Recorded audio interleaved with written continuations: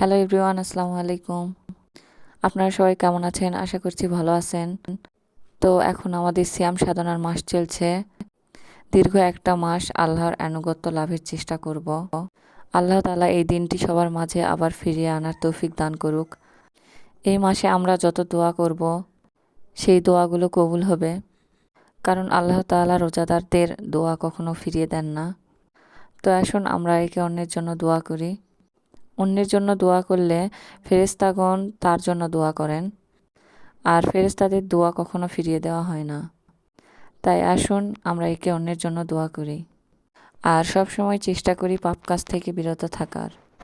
এই ভিডিওটি মোটামুটি শীতকালের শেষের দিকে, তবে ব্যস্ততার কারণে আপনাদের মাঝে শেয়ার করতে পারি নাই। তো দেখতেই পেলেন খেজুর গাছে কত সুন্দর মুকুল ধরেছে, আর চারিদিকে সবুজ গাছপালা। পাশে আমি রেল লাইনের পাশ দিয়ে হেঁটে যাচ্ছি। তো আমি এসেছিলাম এদিকে একটি কাজে, তো ভাবলাম এত সুন্দর দৃশ্য আপনাদের সাথে একটু শেয়ার করি, তাই ভিডিওটা করলাম। ছোটবেলায় রেল লাইন দেখলেই আমি রেল লাইনের মাঝখান দিয়ে হাঁটতাম, যেন দ্রুত যাওয়া যায়। আর রেল লাইনে কান পেতে শুনতাম ট্রেন আসছে কিনা। এটা একটা মজার বিষয় ছিল।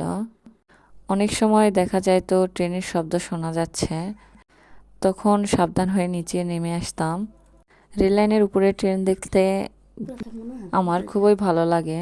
ছোটবেলায় খেলার জন্য রেল লাইন থেকে কুচি পাথর নিয়ে যেতাম, আর সেই খেলাকে আমরা ধাপ্পু খেলা বলি। আপনারা কি বলে জানি না। তো খেলাটা আপনাদের মাঝে একদিন শেয়ার করব। তো গাইস, গোধূলি সন্ধ্যায় হাঁটছিলাম, খুবই ভালো লাগছিল। চারিপাশে সবুজ খোলা মাঠ আর নিস্তব্ধ পরিবেশ। আমি অপেক্ষা করছিলাম ট্রেন কখন আসবে। অবশেষে ট্রেনে আসছিল, আর সেই ভিডিওটা আমি অবশ্য আপনাদের মাঝে তুলে ধরবো অন্য কোনো একটা ভিডিওতে।